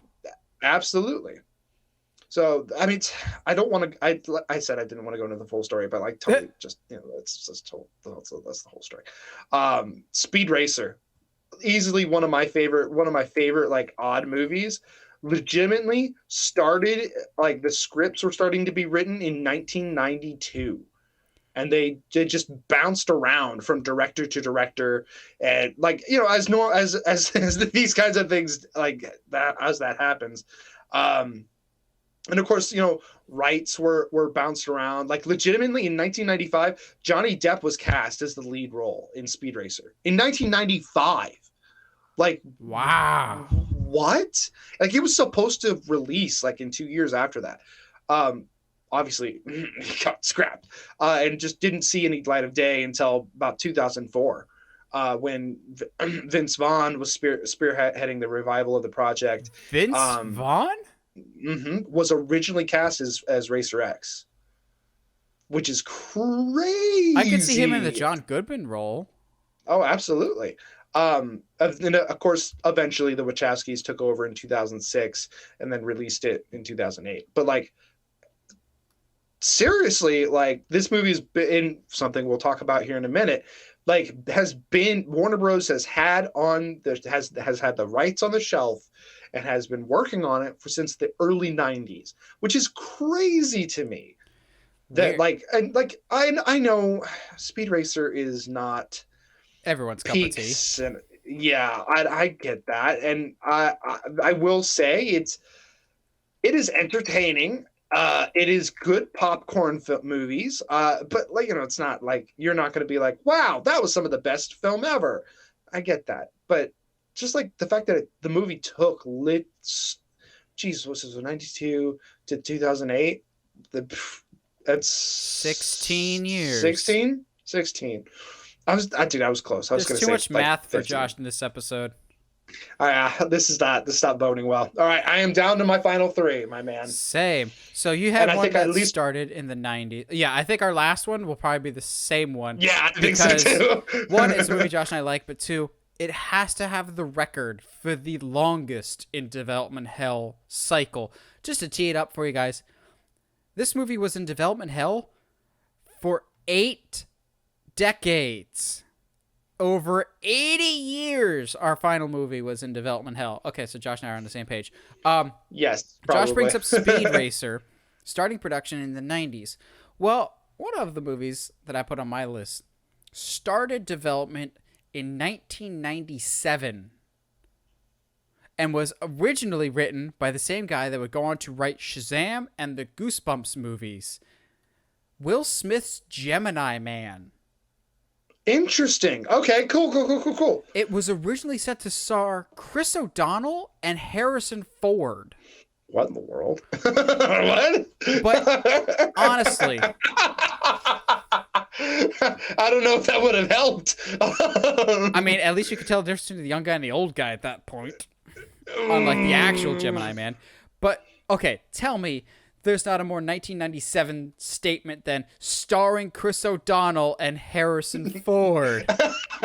Yeah, that's pretty early 90s, my dude. Gemini Man had been bounced around for a lot of years with a lot of different directors. I feel like James Cameron was attached to it at one point or another, but they always came back to it felt like the script wasn't coming together or the visual effects weren't coming together. And like movie 43, however, this movie's not nearly as bad. This is one of those that's just like, just pop that thing back in the oven. The middle is still doughy and not quite ready, but the ends are absolutely burnt to a crisp. There's no salvaging this cookie. You just ruined it. Just toss it out and just start over. This had been in development for so long, switched hands so many times. This was not to the level of another movie that I would bring up had the movie ever come out. There's a certain project called a Confederacy of Dunces, which is like top of the list of movies in development hell that studios keep saying one day they'll make it. This Confederacy of Dunces movie that I'm mentioning was originally supposed to star Chris Farley. It's been tossed around from comedian to comedian, but Gemini Man fluctuated all over the place with different actors, different directors. When it eventually came out, it just pooped the bed. It does not... Gemini Man is that movie that you put on to show off your new TV to your friends. Because it was shot 4K. I think it was like 120 frames per second or something like that. I'm just going, Is this necessary? No, but is it cool? I guess it doesn't look quite natural. But no, it's not cool. No, it's not a very good movie, but it's at least pretty to look at. That's something we used to be able to say to Will Smith. Oh, yeah, that's a slap in the face. Okay, well, so we're sticking with this, right? So you segued from the early 90s into Gemini Man. Gemini Snicket Man. I'm segueing from the early 90s to 1994 when Metro Goldwyn Mayer dropped the original script for the Sonic film. And then nobody heard from it ever again. So this is working out better than I thought. Until 2013, when Sony Pictures announced that it had acquired the rights to the film, and everyone was like, I mean, okay, sure, I guess, go for it. And then the infamous trailer in 2019, the Nightmare Fuel. God, which I guess I've seen screen caps of that Nightmare Fuel being in Chippendale's Rescue Rangers, which is hilarious. It's funny that he's going by the name of Ugly Sonic. But yeah, like legitimately, the Sonic movie has been in legitimate development hell since 1994, and then by its own doing, and if you ask Nathan, it was on purpose. Government conspiracy theory. Put back into development. Somehow it's Obama's fault.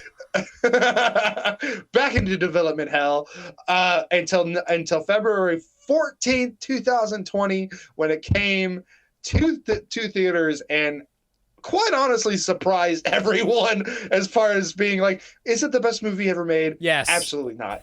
Absolutely not.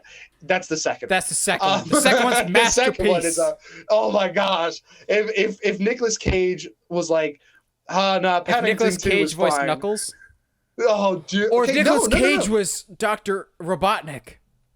Oh, see, but like, so the thing is, and we'll sidetrack it just a little bit. Sonic, meet If in Knuckles. Sonic 2, if Sonic 2 did not exist with Jim Carrey, I would agree. Jim Carrey is kind of phoning it in the first one. In the second one, though, by golly, is he just like, well, like that's Is that the mustache you're hoping to grow out there, Josh? Oh, dude, how cool would that be?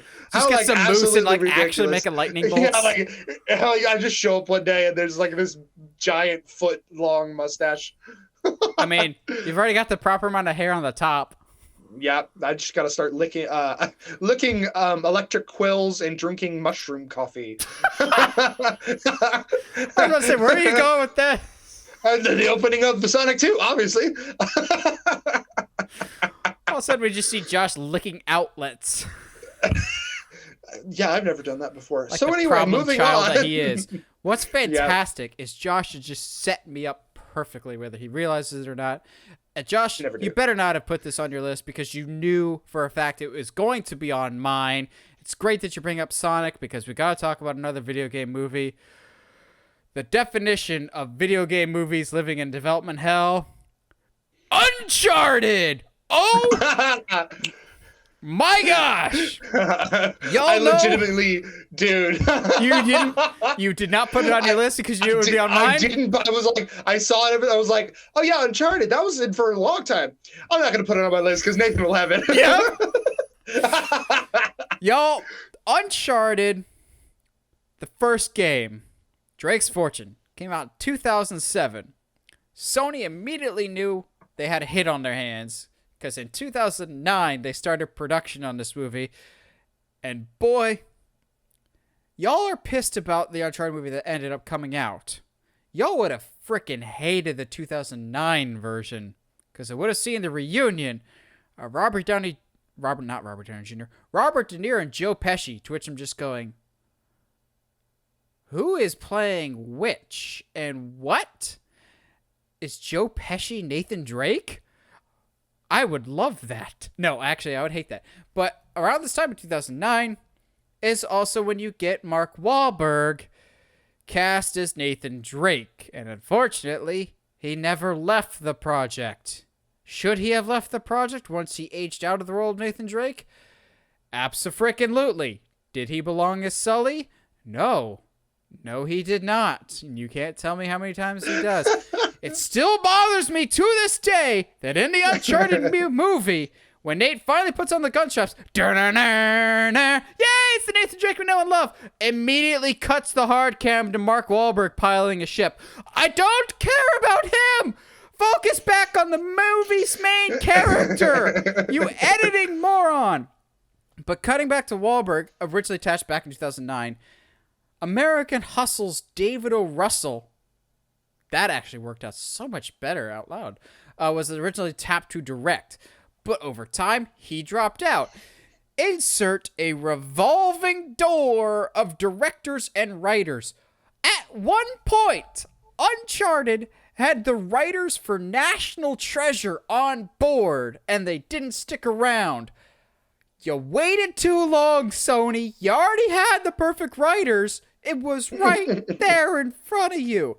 So let's follow the train of thought here. I don't know specifically when David O. Russell dropped out, but then you get directors like Seth Gordon popping in. The Joe Carnahan of the A-Team and The Grey was attached for quite a long time.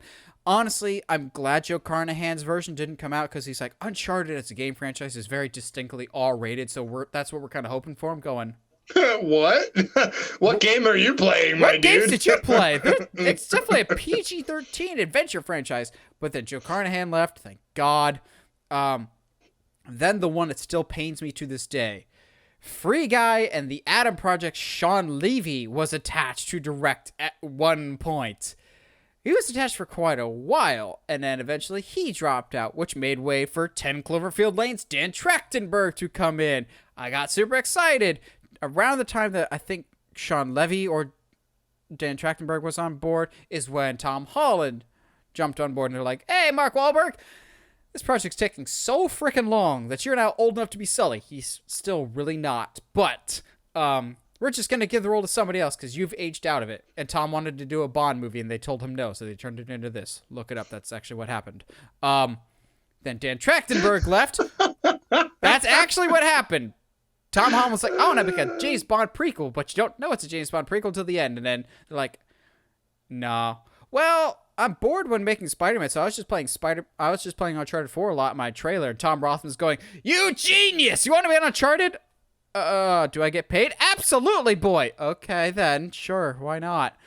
Tom actually is the best thing about Uncharted. He really is a good Nathan Drake, whether you'd like to admit or not. Dan Trachtenberg leaves, which makes room for Venom and Zombieland director Ruben Fleischer, who is a good director, but I don't think was the right fit for Uncharted. At the end of the day, am I happy that this movie got out of development hell? Absolutely, because it was in production since 2009. It finally came out. And that means, hopefully, they can learn from their mistakes and do better for the sequel. We can have Mark Wahlberg actually act like Sully, give him the mustache for more than one scene, get a new director, and most importantly, get a new composer! God, the music was terrible. You only use the Uncharted theme once in the actual movie, twice if you count the Nolan North cameo, and then once at the end during the end credits. But guess what? If you're actually hoping to hear the Uncharted theme on the soundtrack that you can find, it's not even there. They couldn't be bothered to put the Uncharted theme on the Uncharted movie soundtrack. Get a new freaking director. Pacific Rim's style does not fit for an Uncharted movie. I'm happy this movie made it out of development hell so the sequel can be better. Oh, we almost went a couple weeks without an Uncharted rant. Almost. Uncharted isn't. I guess we've amped up. We've been months without a Bob Chapek one. I need one of those to unload on sometime soon. He's been laying low lately. He's stockpiling the hate. It's almost like his job is on the line. Anyway. Bye come February. Yeah, you'd be really furious, I think, if he was still around come next year. Speaking of furious, Mad Max Fury Road was in development hell forever. Okay, so like how Josh didn't put Uncharted on his list, I didn't put Mad Max because I know Josh. It's like legitimately. So today, when I was doing all of like the research for this and stuff like that, I was like, oh, Mad Max Fury Road? Oh, that's crazy. And like went through all the lists of stuff, was like learning the history stuff. And I was like, man, I should go watch that. I love that movie. So I love Fury Road so much. So much. It's one of the tattoos I have planned. It's going to be a Fury Road inspired. Yeah. Okay. So like, what I didn't know is that like George Miller had lost the movie rights to Mad Max way back in the day. Warner Brothers had owned Mad Max for a long time until 1995 when George Miller like got the rights back. He of course automatically was like, all right, well, I want to do something, man. I've got a fourth installment that I've been thinking about, like legitimately he's told a story where he's like walking across like a crosswalk and like has an epiphany of like, oh, what if violent marauders were fighting not over oil or goods but for human beings? Oh wow, that'd be yeah. That's like the actual quote. That's literally what he said, which is quite literally exactly what happened Again, in the movie. For those listening at home, this is the same guy that directed Babe and Babe Pig in the City. Gotta love it. So they were and also did a Justice League movie. Almost. They almost. They originally were set to shoot in 2001. But something happened in 2001. Yeah. They were literally scheduled to start filming early September 2001. And so obviously, due to certain events of 9/11, the movie was postponed. It was a combination of that the dollar, like I guess according to Miller himself, like the American dollar collapsed and against the Australian dollar, and so like their budgets just because of the money transfer, like the budget just ballooned and they couldn't get a grasp on it because the values were just going crazy. So while he waited, he went and did Happy Feet, which is like what? All right, whatever. It's just weird. So so weird. So just like he just did all this other stuff and like constantly rewriting, doing all kinds of pre-production and all kinds of location scouting. But also, didn't he run into some issues with Australian wildfires too? Yeah, absolutely. Well, between that and the Iraq War, there was a lot of travel restrictions that kind of limited that. Because like what was really tough there was that they had literally been greenlit for a budget of 100 million, and then the Iraq War happened and they couldn't go anywhere. So yeah, but so eventually though they get the Tom Hardy gets in on the project, gets cast in 2010, and it just finally starts to get the ball rolling, wrapping filming in 2012, and then they went back and shot some additional stuff in 2013 and finally released in 2015. But and is seriously one of my favorite movies of all time. But and Tom Hardy and Charlize Theron hated each other. Yes, they did. But it's just interesting to me that as someone that was just growing up in those times, I guess I never realized until now as an adult on how much world events actually affect movies. Like, I guess I had always heard like that, the ending of Bourne Ultimatum was completely rewritten because of 9/11. So it was interesting to see. Spider-Man got some scenes deleted and their first teaser trailer got removed forever. Yeah. So it's just like, it's very interesting that like how that George Miller literally since 1995 has been like, yeah, I want to make a fourth one. Let's make a fourth one. Let's do this. And it wasn't until 2015, which is, God, that's forever. So it's just cool. It's a decade, actually. So just a decade.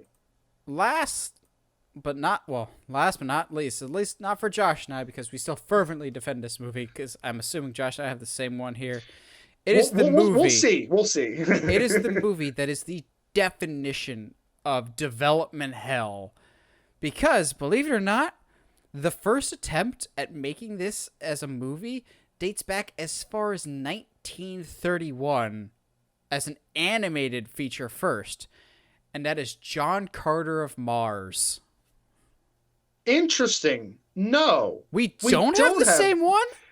Correct. That is interesting. Okay. You in for a trip, my man. Oh, yeah, let's go, baby. Hit me with it. John Carter was a cluster F to make, because dating as far back as 1931, there was an attempt at an animated feature of John Carter, but the problem that always arose, both animated and live action, was it was too expensive. There was just never the technology to properly capture it, because it's hard sci-fi before the world was really ready for it. So it was in various stages of development. Fast forward to the late 80s, actually, and Disney has the rights well, it's not a rights thing, because John Carter of Mars is actually in the public domain. Disney tries to make a movie in the late 80s with Tom Cruise in the lead role. But eventually, for whatever reason, the movie falls apart. But before they try one last ditch effort to try and get the script working. So they hire George R.R. Martin to help pen the script and kind of touch up the script a little bit. What? I told you, man. We going on a trip. Oh my gosh. Okay, cool. Okay, so eventually George R.R. Martin can't crack it, probably because he more than likely didn't finish it like everything else. So eventually Disney gave up and gave the okay for Paramount to try their hand at it. And they tried it first with some up-and-coming director named Robert Rodriguez.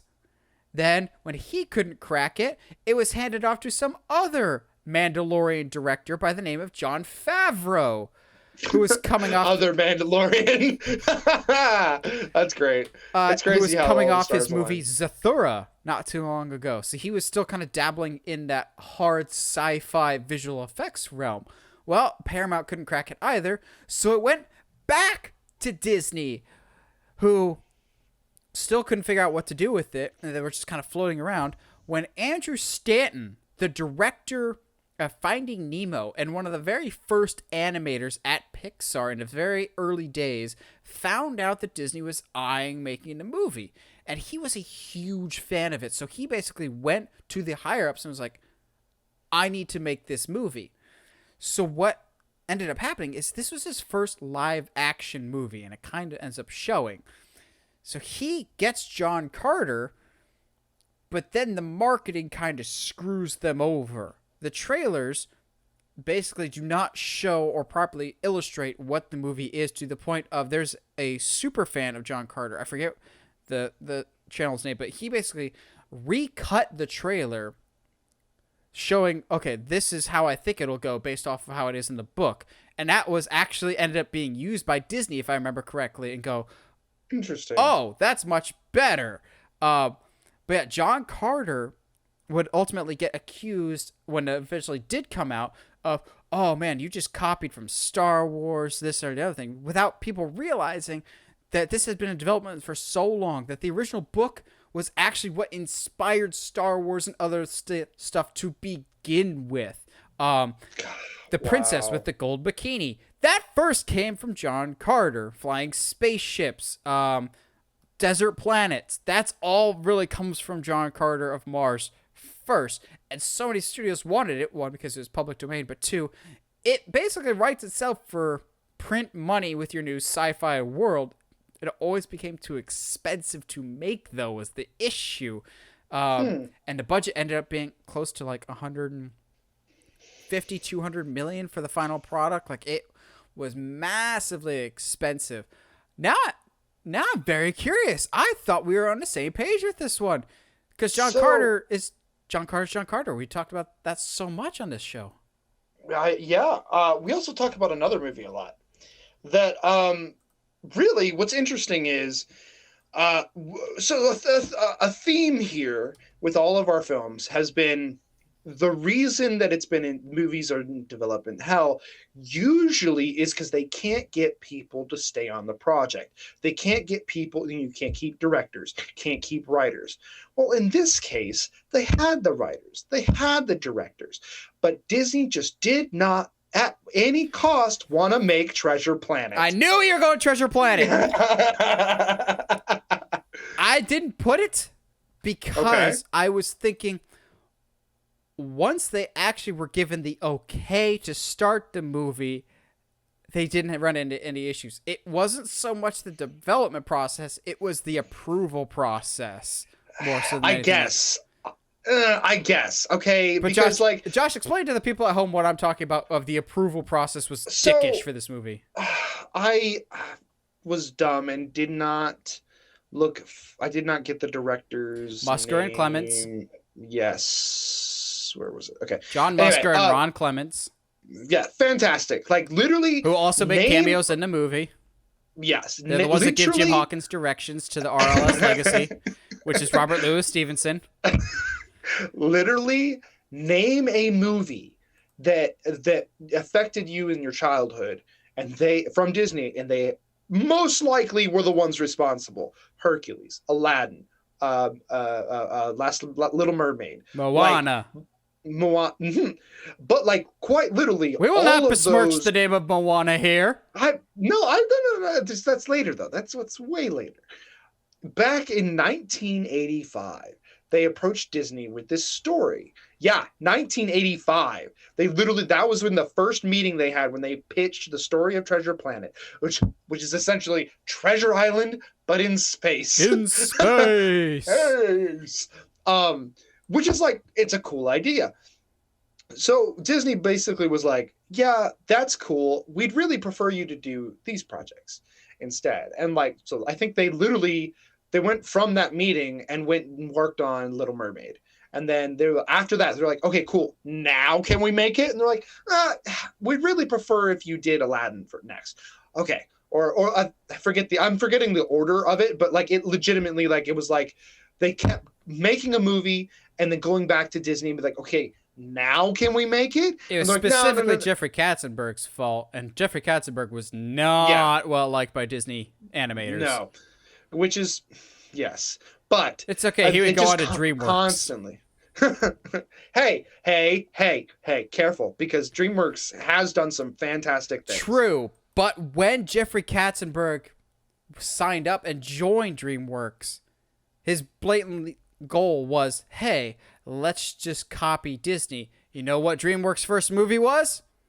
Ants, 2 months before A Bug's Life. And then Ants is way weirder.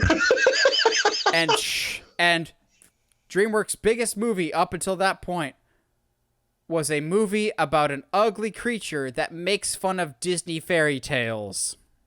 Coincidence? I think not. Thank you, Incredibles. But literally, like, just actual decades of them going back and forth with Disney of like, hey, okay, so we did the movie. Can we do our Treasure Planet thing? They're like, just go ahead and do that. All the way up until finally in 2000. So from 1985, when they first had this idea, to 2000, when unfortunately hand-drawn animation is starting to go out of style. They're starting to get more into computer-drawn and computer animated. So it's starting to it's right out there on that transitional point. Certain points, it tried to make use of techniques that were developed in Tarzan, and it made the movie way too expensive, and it's to the point where in 2002 it basically flopped, even though to this day it's got a pretty solid cult following. But I will lead that cult. We will all drink the Jim Kool-Aid. Absolutely.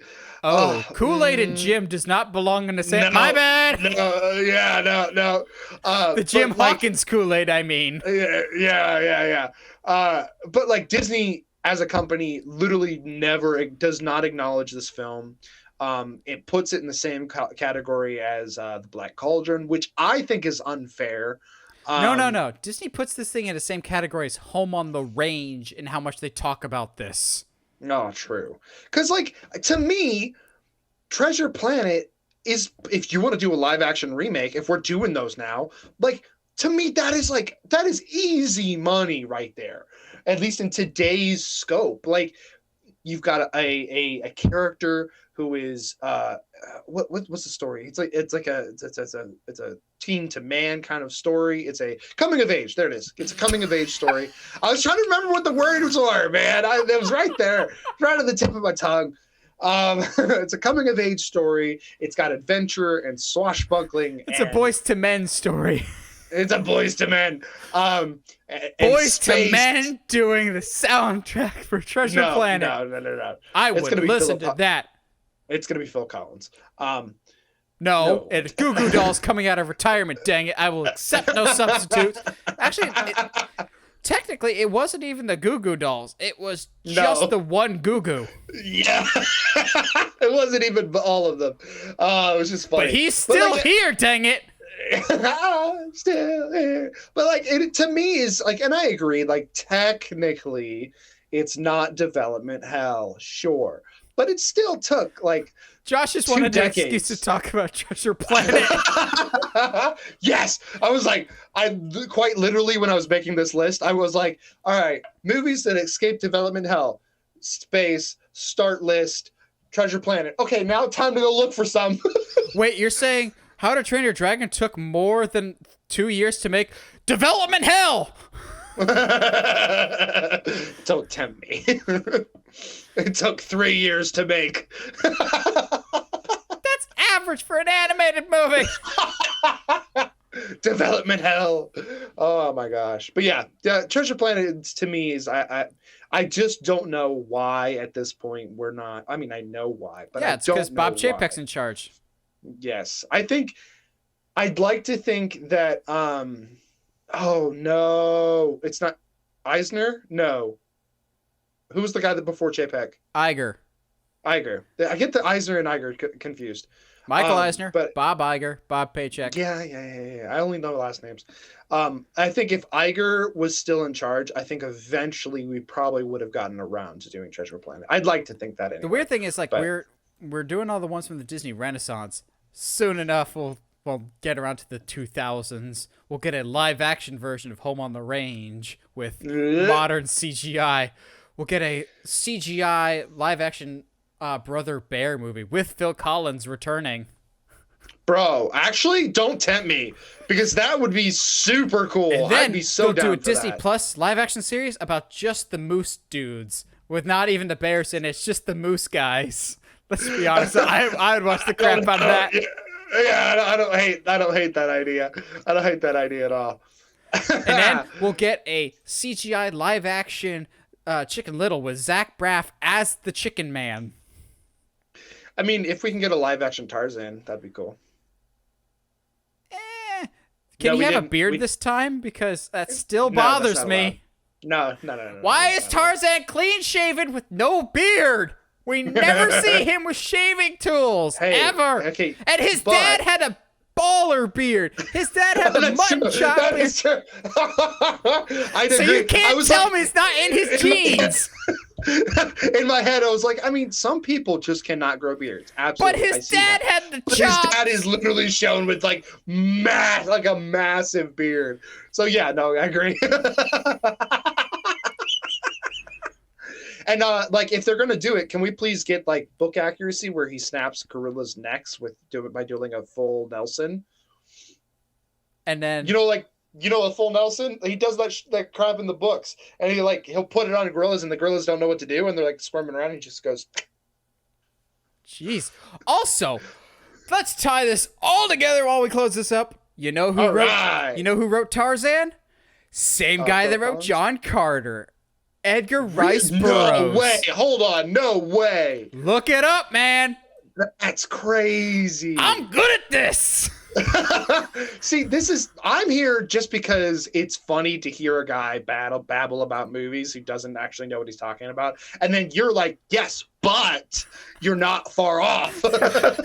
Edgar Rice Burroughs is Illuminati confirmed. We're bringing it around. It's all connected in the circle of life.